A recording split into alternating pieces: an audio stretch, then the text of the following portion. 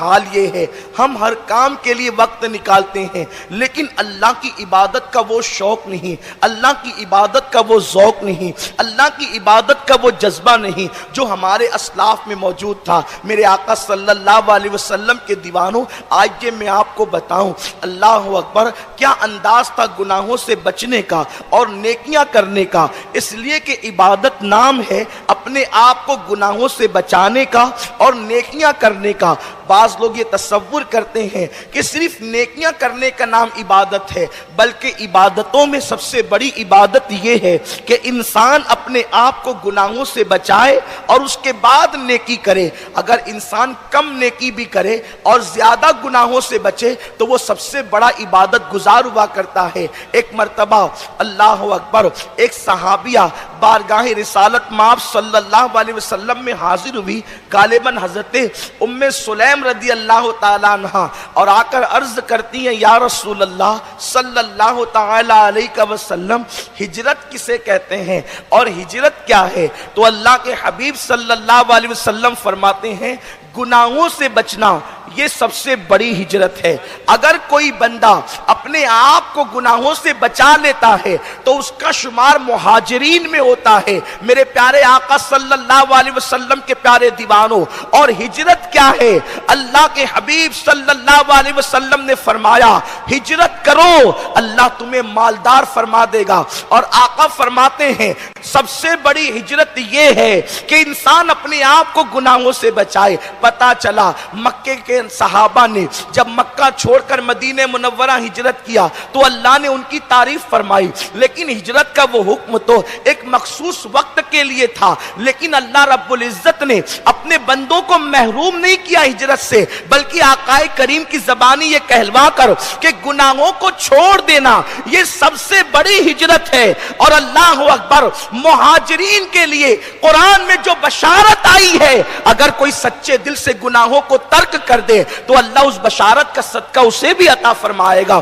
میرے آقا صلی اللہ علیہ وسلم کے پیارے دیوانوں، یعنی اس کا شمار بھی مہاجرین کے اندر ہوگا، ہجرت کرنے والوں میں ہوگا۔ اور آقا کریم تو فرماتے ہیں سب سے بڑی ہجرت یہ ہے کہ انسان گناہوں کو ترک کر دے، انسان گناہوں کو چھوڑ دے۔ اللہ اکبر، لیکن میں آپ سے پوچھنا چاہتا ہوں گناہوں کو چھوڑنا بڑا مشکل کام نظر آتا ہے، اس لیے کہ انسان گناہوں کی لذت کے اندر اس قدر ڈوب چکا ہے، اس قدر ڈوب چکا ہے کہ اس سے گناہوں کی عادت ایسی ہو گئی کہ گناہ اس کی عادتیں ثانیہ بن چکے ہیں، گناہ اس کی طبیعتیں ثانیہ بن چکے ہیں، گناہ اس کی فطرتیں ثانیہ بن چکے ہیں۔ مگر آج یہ میں آپ کو بتاؤں، اللہ کے حبیب صلی اللہ علیہ وسلم نے ارشاد فرمایا، آقا کریم صلی اللہ علیہ وسلم فرماتے ہیں کہ میرے اللہ نے مجھ سے کہا اے محبوب، جب میرا کوئی بندہ میری عبادت کرتا ہے اور گناہوں سے بچتا ہے تو میں اس کو برکت عطا کرتا ہوں، اور جب اس کو برکت دیتا ہوں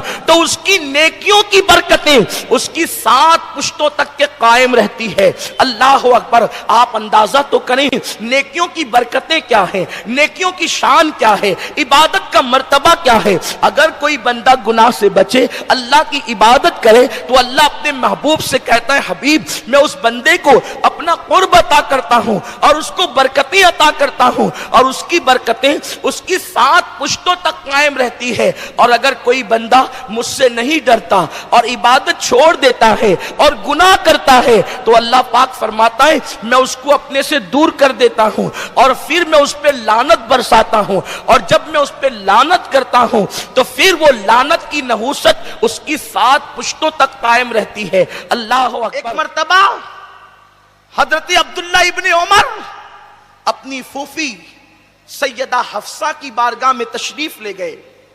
جب حضرت حفصہ کے پاس گئے تو حفصہ سے پوچھا پھوپھی جان، کبھی میرے آقا سے پوچھنا نہ میرے بارے میں کہ حضور کا میرے بارے میں کیا خیال ہے، اللہ کے رسول کا میرے بارے میں کیا خیال ہے۔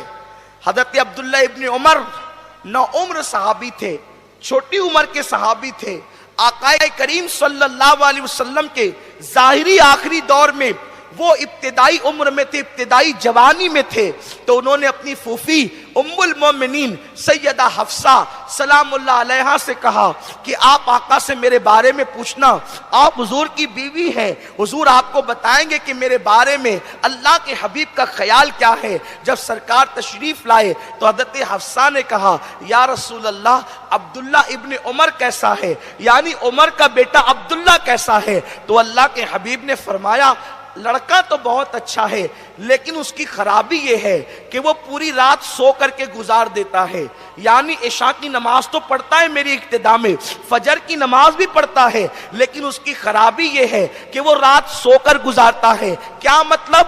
یعنی وہ رات میں اٹھ کر کے نفل نہیں پڑھتا، چند رکعت بھی ادا نہیں کرتا۔ اس کی خرابی یہ ہے اگر وہ راتوں کو کچھ رکعت پڑھنا شروع کر دے تو یہ اس کی خرابی دور ہو جائے۔ جب جناب حفصہ نے یہ بات حضرت عبداللہ ابن عمر کو بیان کیا، عبداللہ ابن عمر سے کہا کہ حضور تمہاری تعریف کر رہے تھے، لیکن یہ فرما رہے تھے ابن عمر تو اچھا ہے لیکن اس کی خرابی یہ ہے کہ وہ پوری رات سو کر کے گزار دیتا ہے، اور مومن کی شان نہیں کہ وہ پوری رات سو کر کے گزارے۔ مومن کی شان یہ ہے کہ جب ساری دنیا سو جاتی ہے تو وہ بستر سے اٹھ کر کے وضو کرتا ہے اور اپنے اللہ کی بارگاہ میں سر بسجود ہو جاتا ہے، وہ رب کی بارگاہ میں گڑ گڑاتا ہے، وہ رب کی بارگاہ میں آہوزاری کرتا ہے۔ میرے پیارے آقا علیہ السلام کے پیارے دیوانوں، اب میں آپ سے پوچھنا چاہتا ہوں، عشق مصطفیٰ کے دعوے داروں، محبت رسول کے دعوے داروں، نعتوں کی محفلیں سجانے والوں، جلوس میلاد میں شرکت کرنے والوں، اپنے آپ کو یقینی اور قطعی جنتی سمجھنے والوں، عمر کا بیٹا اگر فجر اور عشاء جماعت کے ساتھ امام الانبیاء کے پیچھے ادا کرے اور پوری رات سوتے رہے تو سرکار فرماتے ہیں عمر کے بیٹے کی خرابی یہ ہے کہ وہ جوان ہو کر پوری رات سو کر کے گزارتا ہے۔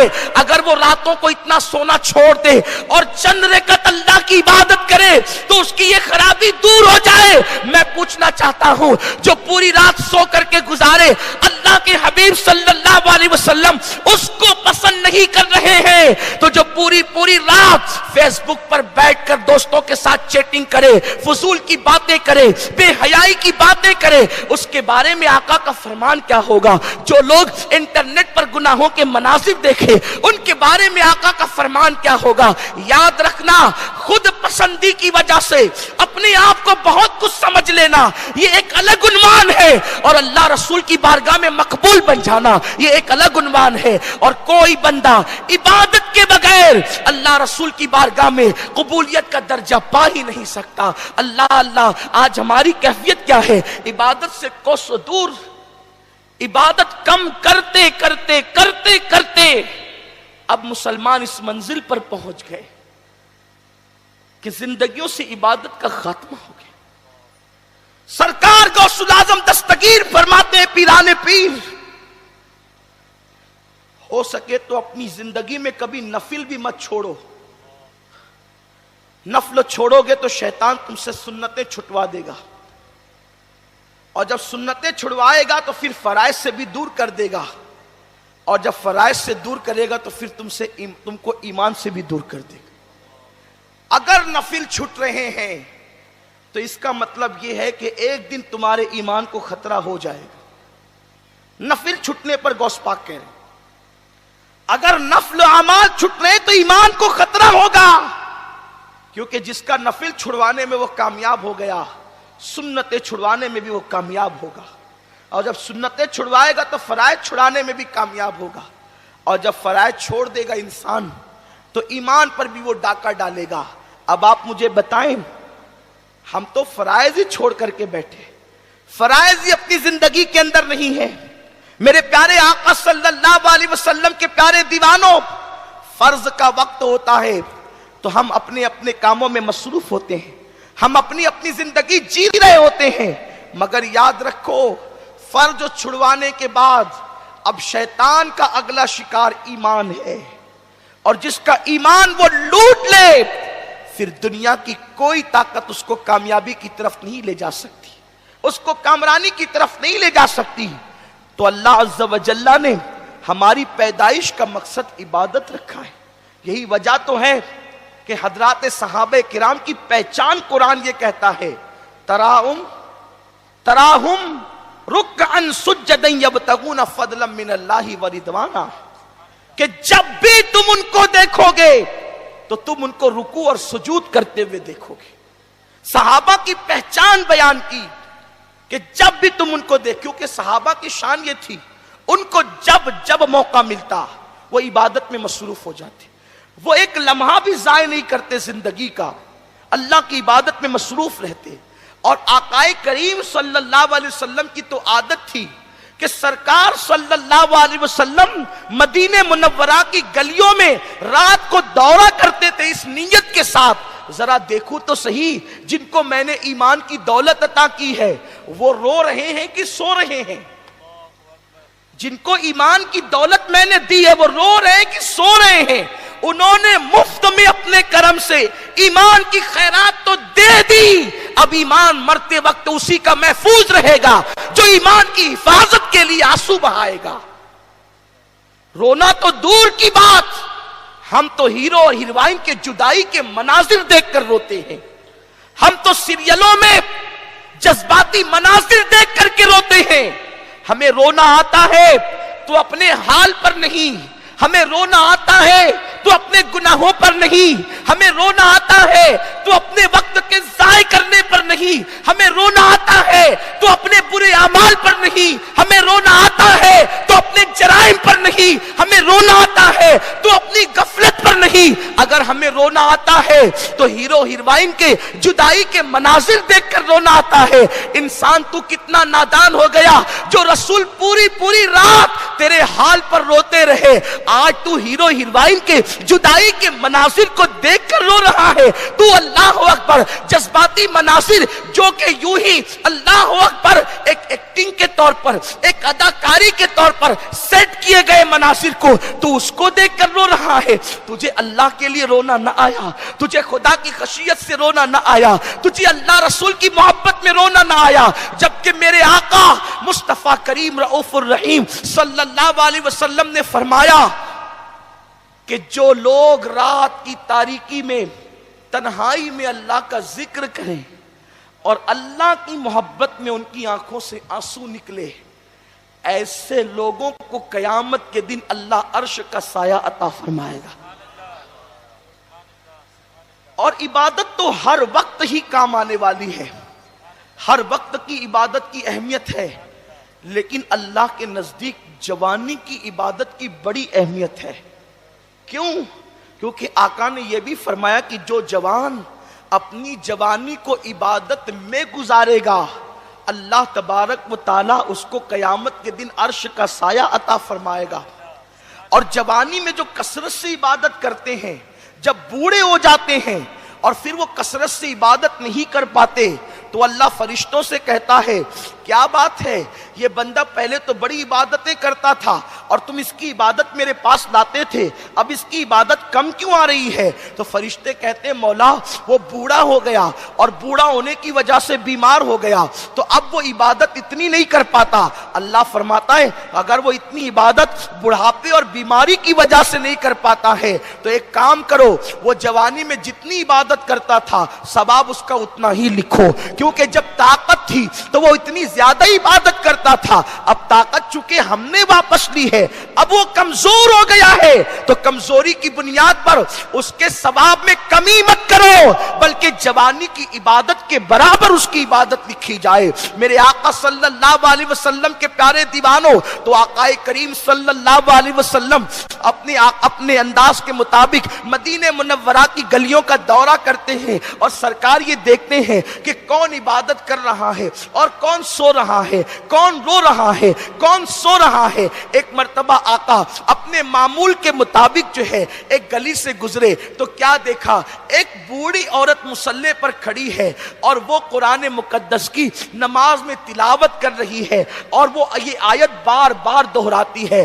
حل اتاک حدیث الغاشیہ، حل اتاک حدیث الغاشیہ، یہ آیت مبارکہ بار بار پڑھتی ہے اور روتی ہے۔ اللہ اکبر، کیا دل دہلا دینے والی قیامت کی خبر تم تک ابھی تک نہیں پہنچی؟ पहुंची, तुमको अभी तक नहीं पहुंची, वो ये बार बार पढ़ती जा रही है। क़यामत के मंजर से रोती जा रही है, क़यामत की हौलनाकियों से रोती जा रही है। ऐसे आलम के अंदर हुजूर अलैहिस्सलातु व तस्लीम, उस बुढ़िया के पढ़ने में इतना दर्द था, उस बूढ़ी औरत के अंदर इतना सोच था कि सरकार ने अपने कान लगा दिए और आकाए करीम सल्लल्लाहु अलैहि वसल्लम जब जब वो ये आयत पढ़ती, हल अता का हदीसुल गाशिया, कि अभी तक क़यामत की खबर तुम तक नहीं पहुंची, तो हुजूर रोते हुए जवाब देते, नाम अतानी, हाँ हाँ हम तक ये खबर पहुंच चुकी है, हम तक ये खबर पहुंच चुकी है। और अल्लाह के हबीब ज़ारो कतार रोते हैं। सुबह के वक्त जब सहाबा किराम से मुलाकात होती है तो मेरे सरकार फरमाते हैं,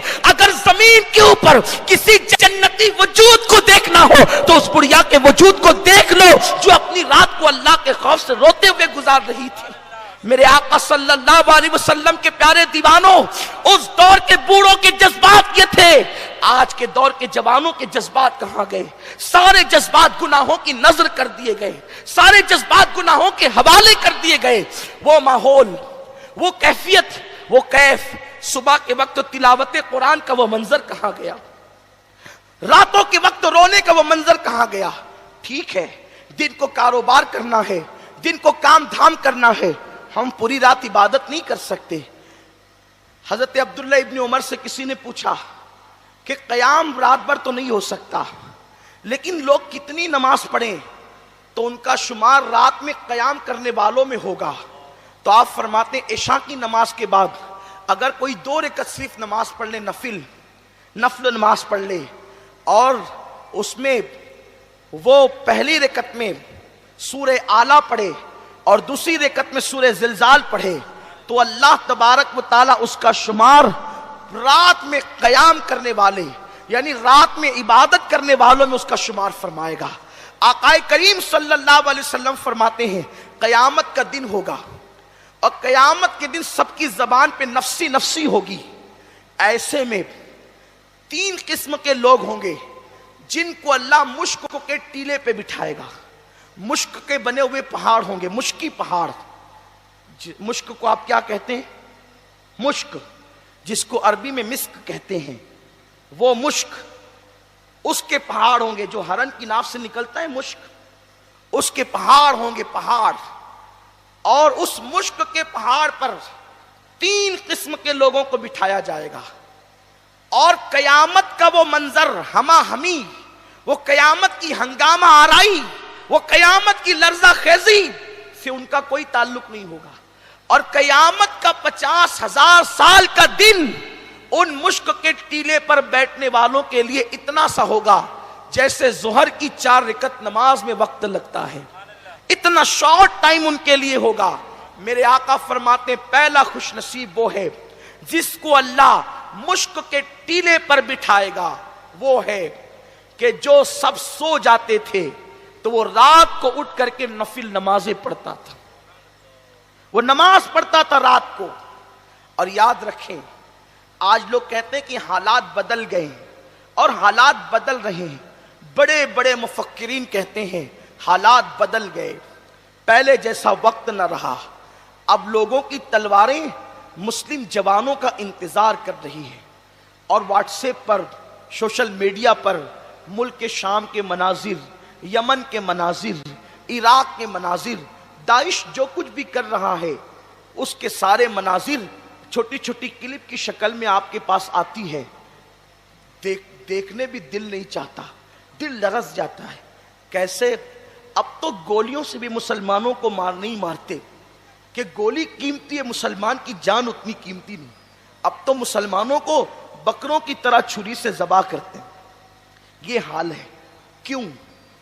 जब तक रातों को रोने वाले मुसलमान जिंदा रहे, अल्लाह ने दुनिया के गम में मुसलमानों को कभी रोने न दिया। जब तक अल्लाह के खौफ से रोने वाले जवान जमीन के ऊपर रहे, मुसलमान कभी दुनिया के दुश्मन के खौफ से न रोया। जब तक अल्लाह के लिए रोने वाले मौजूद रहे, उसके रसूल की मोहब्बत में रोने वाले मौजूद रहे, उस वक्त तक दुनिया के गम हमें न रुलाते थे। जब से हमने अल्लाह रसूल के लिए रोना छोड़ दिया, اب دنیا کے غم ہمیں رلا رہے ہیں. رونا دو وجہ سے ہو سکتا ہے, یا اللہ رسول کے لیے یا دنیا کے لیے. جو اللہ رسول کے لیے روتے ہیں اللہ ان کو دنیا کے لیے نہیں رلاتا, اور جو دنیا کے لیے روتے ہیں اللہ رسول کے رونے سے محروم کر دیے جاتے ہیں. آپ جانتے ہیں کیسے وہ لوگ تھے, ان کی وہ راتوں کے مناظر کیا تھے. صوفیہ فرماتے ہیں جیسے شام کو پرندے اپنے اپنے گھروں کو خوشی خوشی لوٹتے ہیں, تو اللہ والوں کو راتیں بڑی پسند ہوتی ہیں. جب شام ہوتی ہے تو وہ ایسے تیار ہوتے ہیں جیسے کوئی اپنے بچھڑے ہوئے محبوب کے لیے تیار ہوتا ہے, اور شام ہوتی ہے تو پھر وہ اپنے بستروں سے الگ ہونے کی تیاری کرتے ہیں, کیونکہ جب رات ہوتی ہے رات اپنی سیاہ زلفوں کو بکھیر دیتی ہے, تو پھر کیا ہوتا ہے ہر محب اپنے محبوب کے پاس قرار حاصل کرتا ہے. بلا تمثیل جو اللہ والے ہیں, اللہ کے برگزیدہ بندے ہیں, وہ اللہ کے برگزیدہ بندے اپنی راتوں کو اللہ کے ساتھ گزارتے ہیں.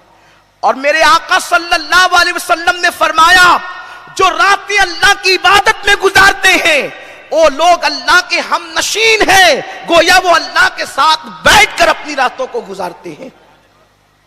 اتنی بڑی سعادت ہے. بلکہ میرے آقا تو فرماتے ہیں جو رات کو عبادت کرے دن میں اللہ اس کا چہرہ نور سے منور کر دیتا ہے, دن میں اس کے چہرے کو اللہ چمکا دیتا ہے, دن میں اللہ اس کے چہرے پہ رونق عطا کرتا ہے, اور اس بندے کا چہرہ یوں ہو جاتا ہے کہ اس کو دیکھو تو خدا یاد آ جائے.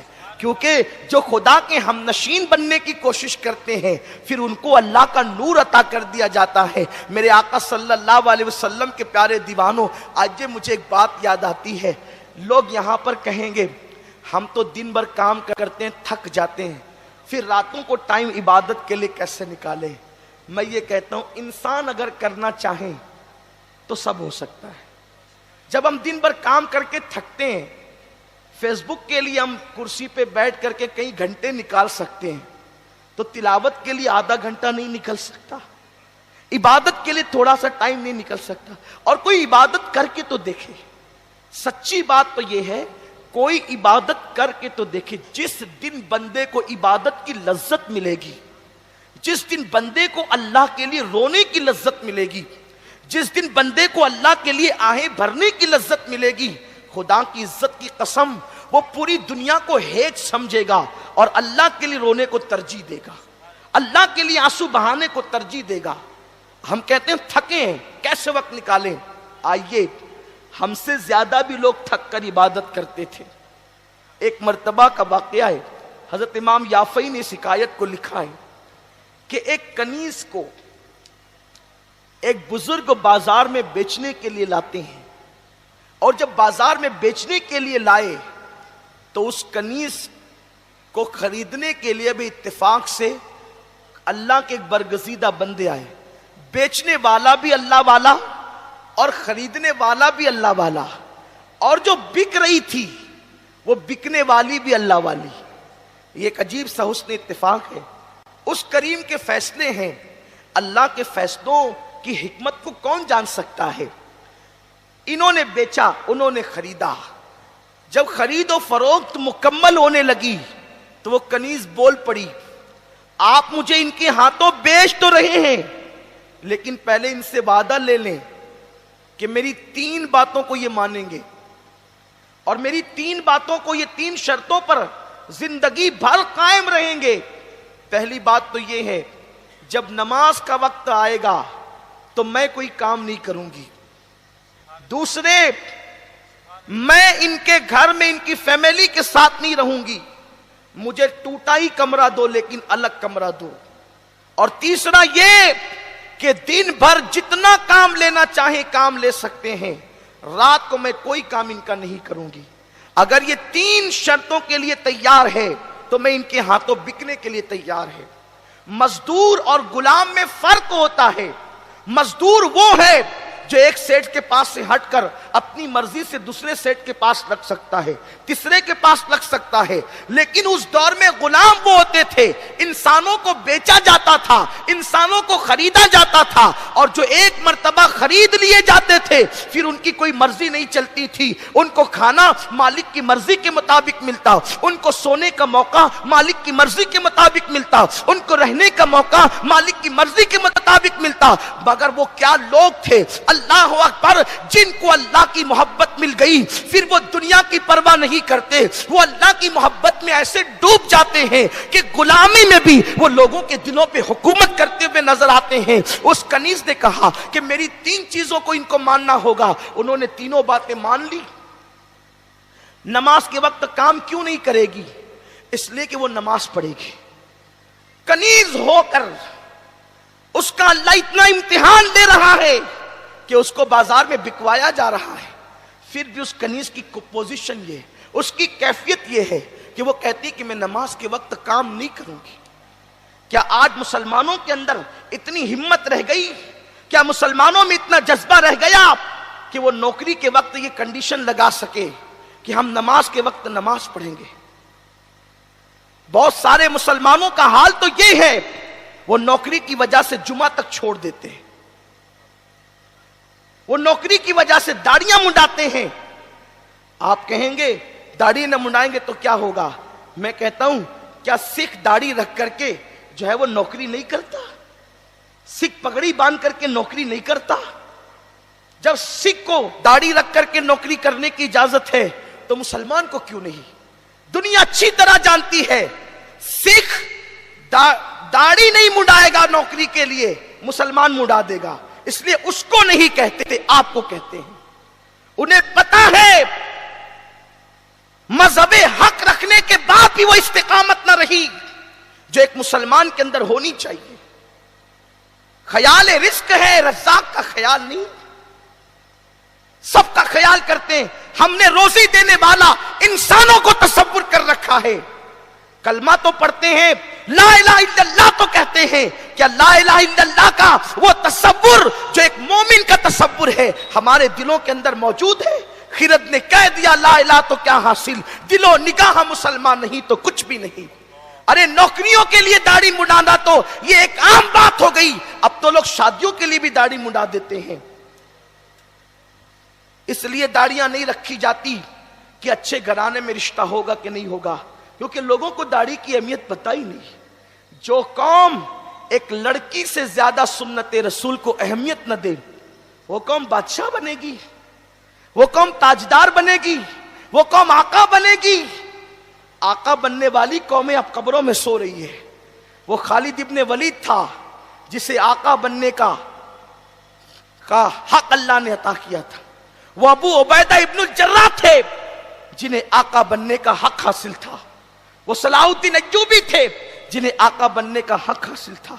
ہم کس قدر ڈوب گئے دنیا کے اندر، ہم سمجھتے ہیں قیمتی کپڑے ہمیں آقا بنا دیں گے، ہمیں عزت ملے گی تو ٹیپ ٹاپ میں رہنے کی وجہ سے ملے گی۔ یہ کپڑے تو نچنیوں کو بھی مل جاتے ہیں قیمتی۔ جو ناپاک رہنے والی قوم ہے، پتھروں کے آگے سجدہ ریز قوم، ان کو بھی اچھے کپڑے مل جاتے ہیں۔ ہمیں کپڑوں کی بنیاد پہ عزت نہیں ملی، ہمیں ٹیپ ٹاپ کی بنیاد پہ عزت نہیں ملی، ہمیں مرگن غذاؤں کی بنیاد پہ عزت نہیں ملی۔ جس وقت بیت المقدس کے فتح کا موقع تھا، اس کا پس منظر اختصار کے ساتھ عرض کروں، جب بیت المقدس پہلی مرتبہ فتح ہونے والا تھا تو اس وقت ایک بوڑھا راہب بیت المقدس کی دیوار پہ چڑھتا ہے اور چڑھنے کے بعد کہتا ہے کہ تمہارا امیر کون ہے، اس کو بھیجو، ہم چابیاں اس کے ہاتھوں میں دے دیں گے۔ لوگوں نے ابو عبیدہ ابن الجراح کو بھیجا کہ جاؤ اور چابیاں لے کر کے آؤ، لیکن جیسے وہ بوڑھا راہب آیا اور آنے کے بعد اس نے کتاب میں دیکھا اور دیکھنے کے بعد ابو عبیدہ کا چہرہ دیکھا تو وہ بوڑھا راہب کہنے لگا جاؤ جو چاہو کر لو، ہم تمہیں چابی نہیں دیتے۔ پریشان ہو گئی یہ لوگ کہ اس نے تو کہا تھا کہ امیر کو بھیجو ہم چابی دیں گے، یہ کیوں چابی نہیں دیتا؟ جب پوچھا گیا تو کہا میں اپنی کتاب کو مانوں کہ تمہارے امیر کو مانوں؟ کہ تمہاری طاقت کو مانوں.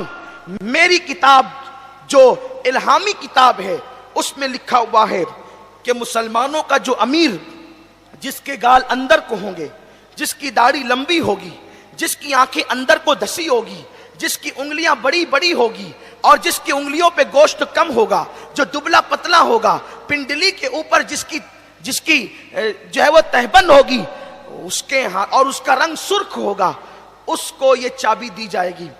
اور وہ نہ ہوگا تو دنیا کی کوئی طاقت بیت المقدس کو فتح نہیں کر سکتی. تو جب یہ نشانی اس نے پڑھنا شروع کی تو صحابہ مسکرانے لگے. کیوں؟ کیونکہ یہ ساری نشانیاں امیر المومنین سیدنا عمر ابن خطاب کی نشانی تھی. تو لوگ کہنے لگے ہم تو لشکر کا امیر سمجھ رہے تھے، لیکن یہ بوڑھا تو مومنوں کے امیر کو طلب کر رہا ہے. اور جب یہ بات خط میں لکھی گئی امیر المومنین سیدنا فاروق اعظم کو، آپ آنے کے بعد امیر المومنین فاروق اعظم کی شان سے آئے. بڑی مشہور بات ہے، اس کو دہراتا نہیں، اشارہ صرف کرتا ہوں. ایک اونٹنی تھی اس مومنوں کے امیر کے پاس. حالانکہ ایک ملک سے دوسرے ملک کو جا رہے ہیں، بلانے پہ جا رہے ہیں، الہامی کتاب میں تذکرہ ہے، اللہ کی کتاب میں جس کا تذکرہ ہے، بڑا راہب طلب کر رہا ہے. تو کس کر و فر کے ساتھ جانا تھا، لیکن اپنی خود کی اونٹنی پر جا رہے ہیں. ایک اونٹنی، تھوڑی دیر مالک، تھوڑی دیر غلام. اور جب بیت المقدس قریب آیا تو غلام بیٹھا ہوا ہے. فاروق اعظم نے جو چمڑے کے موزے پہنے ہیں وہ پھٹے ہوئے ہیں، اور وہ پھٹے ہوئے موزے پیر میں تو نظر نہیں آ رہے تھے کہ پھٹے، لیکن بیچ میں ایک نالا آ گیا پانی کا. تو وہ چمڑے کے موزے نکالے اور نکالنے کے بعد اپنے کندھوں پہ ڈالے. تو کندھوں پہ ڈالنے کی وجہ سے جو پھٹے ہوئے موزے تھے وہ نظر آنے لگے کہ پھٹے ہوئے ہیں. ابو عبیدہ ابن الجراح، خالد بن ولید آپس میں باتیں کر رہے ہیں. حضرت کیا کر رہے ہیں یہ امیر المومنین، یہ کیا کر رہے ہیں؟ وہ پھٹے ہوئے موزے پیر میں تھے تو چھپے تھے، ایک کندھوں پہ ڈال دیے تو نظر آ رہے ہیں. ان پہ کیا اثر پڑے گا، ان پہ کیا رعب ہوگا، کیا دبدبا ہوگا؟ امیر المومنین جیسے ہی پار گئے، کان میں ابو عبیدہ نے کہا حضرت آپ نے یہ کیا کیا؟ پورا بیت المقدس آپ کا منتظر ہے کہ مومنوں کا امیر کون آ رہا ہے، اور آپ اس طرح فقیرانہ شان سے آ رہے ہیں. ارے موزے پھٹے تھے، پیر میں نظر نہیں آ رہا تھا پھٹاپن، کندھے پہ ڈالے تو پھٹے ہوئے موزے نظر آ رہے ہیں. اتنا سننا تھا. فاروق اعظم کی آنکھوں تیز ہو گئی، گویا کی آنکھوں میں خون اتر آیا ہو، اور آپ نے زمین سے کنکریاں اٹھائی اور اٹھا کر کے ابو عبیدہ ابن الجراح کو پھینک کر کے مارا. فرمایا اگر تیری جگہ کوئی دوسرا بندہ یہ بات کرتا تو میں اس کو وہ سزا دیتا کہ وہ لوگوں کے لیے عبرت بن جاتا. ابھی رسول اللہ کو پردہ فرمانے چند سال بھی نہیں بیتے، تم لوگ دنیا دار ہو گئے. کیا سمجھتے ہو کہ موزوں کا حسن عزت دیتا ہے، یا کپڑوں کا حسن عزت دیتا ہے، یا سرخ ہونٹوں کا کر و فر عزت دیتا ہے؟ سن لو، ہم ذلیل قوم تھے، ذلیل. ہم اونٹ چرانے والے تھے، ہم بکریاں چرانے والے تھے. حال یہ تھا کہ ہم 3 اونٹوں کو بھی ایک قطار میں کھڑے رکھنے کی طاقت نہیں رکھتے تھے. لیکن جب سے اللہ نے اپنا دین عطا کیا، دامن مصطفیٰ عطا کیا، اللہ نے ہمیں عزت عطا کر دی. ہمیں موزے اور کپڑوں نے عزت نہیں دیے، ہمیں مصطفیٰ کی غلامی نے عزت عطا کی ہے، ہمیں اللہ کے دین نے عزت عطا کی ہے. جب تک دین پر رہو گے، عزت دار رہو گے، دین سے دور ہو جاؤ گے، ذلیل کر دیے جاؤ گے.